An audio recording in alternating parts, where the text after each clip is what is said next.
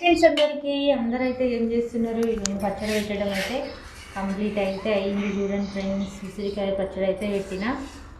ఈ పచ్చడి అయితే మాదైతే కాదు, అమ్మమ్మకైతే చాలా ఇష్టంగా నేనైతే 500 ఇచ్చి తెప్పించుకుంది.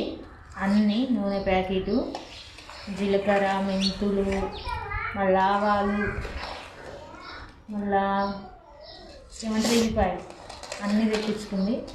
కారం అయితే ఇంట్లోదే. చూడండి ఫ్రెండ్స్ ఎంత బాగా వచ్చిందో.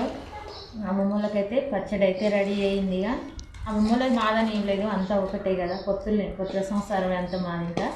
ఇంకా పచ్చడి అయితే వీటిడైతే కంప్లీట్ అయిపోయింది ఫ్రెండ్స్.